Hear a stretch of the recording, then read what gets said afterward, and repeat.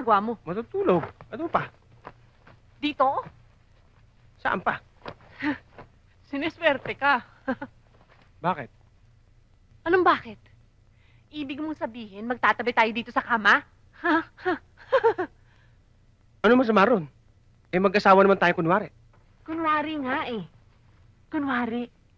Kaya nga, eh di kunwari, magkatabi rin tayo. Sandali. May iniisip kaya masama sa akin eh. Kaya ganyan ang arte mo. May mali siya ka, no? Trabaho lang to, Hoy, Julie. Pardo, sinong lolokohin mo? Ha? Pardo, excuse me ah. Sa harap lang tayo ng sindikato mag-asawa. Pag nandito tayo, ikaw pa rin si Bardo at ako pa rin si Julie. Ngayon, kung gusto mo talaga matulog dito, ano magagawa ko? Ako na lang matutulog sa labas. Be! Sandali.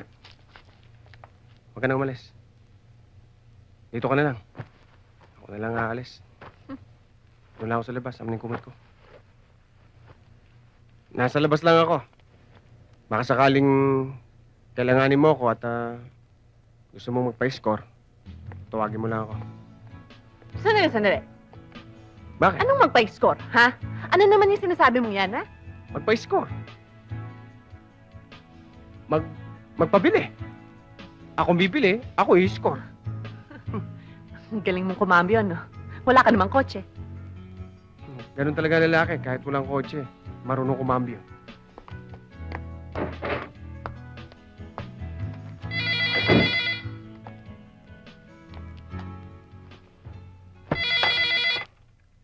Hello?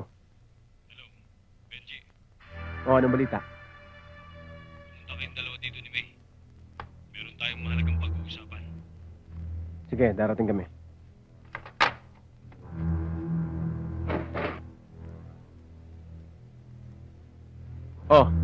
Gusto mo na magpa-score, nagbago na isip mo. Scorein mo yung mukha mo. Sabi ko na nga ba, may gusto sa akin talaga to eh.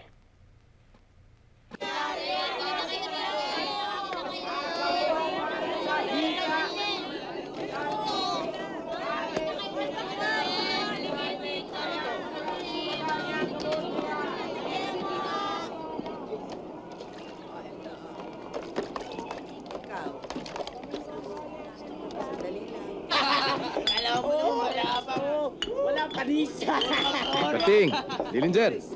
Bigyan nyo ng maupuan. Pare. Bigyan nyo ng beer. Bigyan nyo ba ng mapupulutan? Yan, may pulutan. Pare, kamusta na ba kayo? Dami yan. Kay Maya. Hindi pare, okay yun, di ba?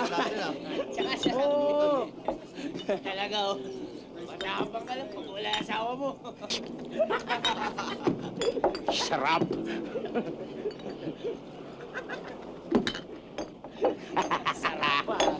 Huwag mong pansinin ang mga yan. Puro... Anong pag-uusapan natin? Uminom ka muna, Dillinger.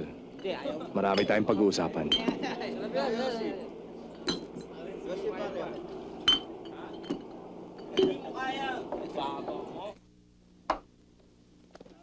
Hindi uso dito ang salitang parehas.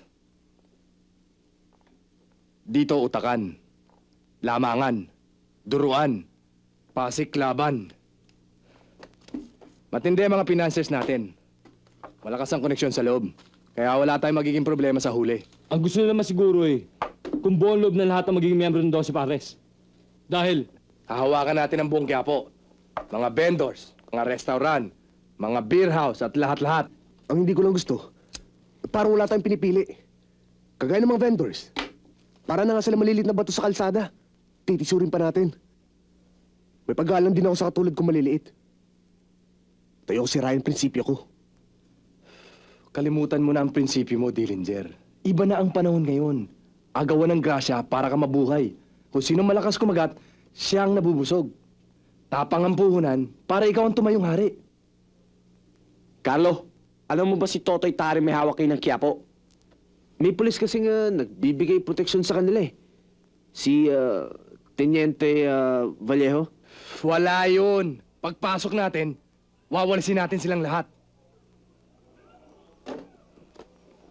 Pinagbigyan ko ng imbitasyon mo, Carlo. Siguro pwede na kami umalis. Salamat na lang sa tulong mo.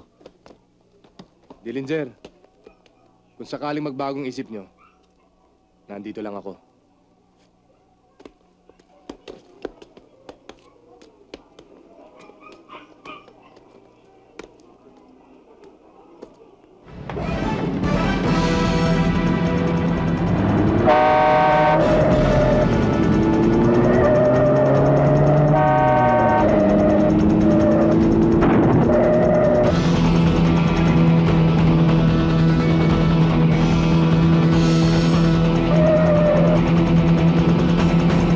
Patay ka na ngayon!